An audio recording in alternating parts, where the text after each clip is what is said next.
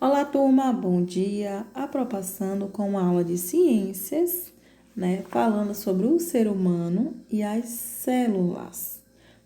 Então, o nosso corpo humano é formado por uma grande quantidade de células, São milhares de células que formam o corpo humano. As células são consideradas a menor parte dos organismos vivos, Mas quando falamos de corpo humano, não devemos esquecer da nossa genética. O que é a genética? É um ramo da biologia que estuda a hereditariedade, a estrutura dos genes e as suas funções.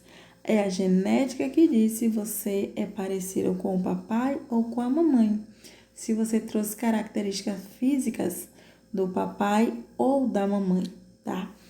O gene é a unidade fundamental responsável pela hereditariedade.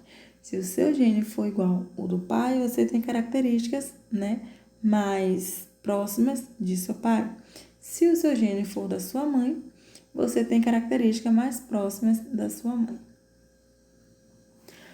Vamos falar um pouco sobre a teoria celular, Como as células são formadas. Todos os seres vivos são formados por célula, já falou para vocês, não esqueça. Toda célula tem metabolismo próprio. Toda célula ela vem de outra, que já existiu antes. Toda célula tem seu material genético, suas características. As células, têm base estrutural e funcional de todo o organismo vivo. Veja que primeiro é uma célula, depois forma o tecido, depois o órgão, depois o aparelho e depois o sistema formando aí a pessoa. O ser humano é um organismo constituído por aproximadamente 10 trilhões de células.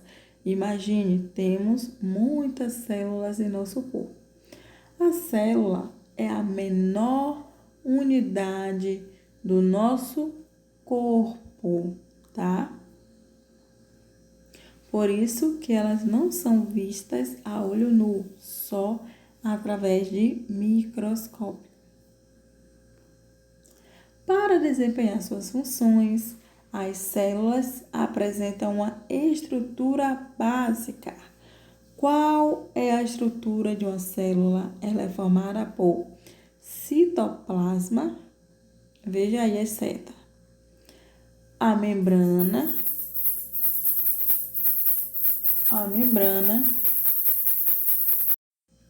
citoplasma, a membrana e o núcleo. A membrana é como se fosse a casca do ovo. O citoplasma é como se fosse a clara do ovo com alguns pigmentos, com alguns temperos. E o núcleo é como se fosse a gema do ovo. É no núcleo que ficam as informações principais, as características.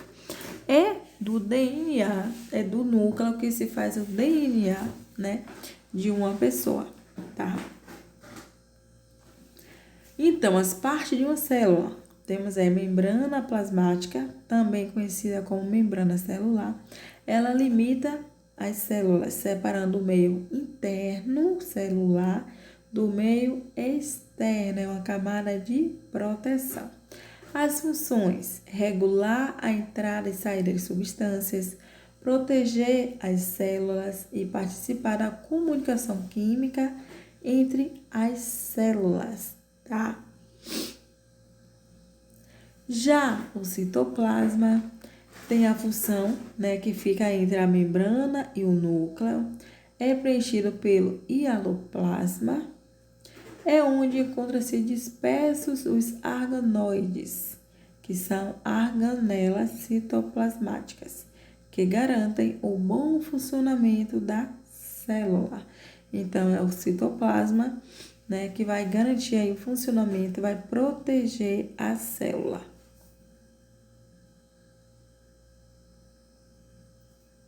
E o núcleo é quem controla o funcionamento da célula. Então, ele tem um papel mais importante. É no núcleo que possui o DNA, que manda informação pelo RNA.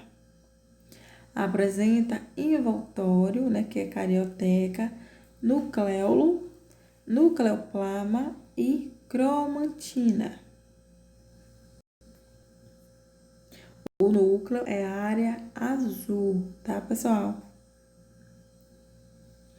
A citologia, né, fala aí sobre os seres vivos formados por célula, que pode ser dividido em unicelulares, que são seres vivos formados por uma única célula, única quer dizer né, único, que são as bactérias, os protozoários e as algas.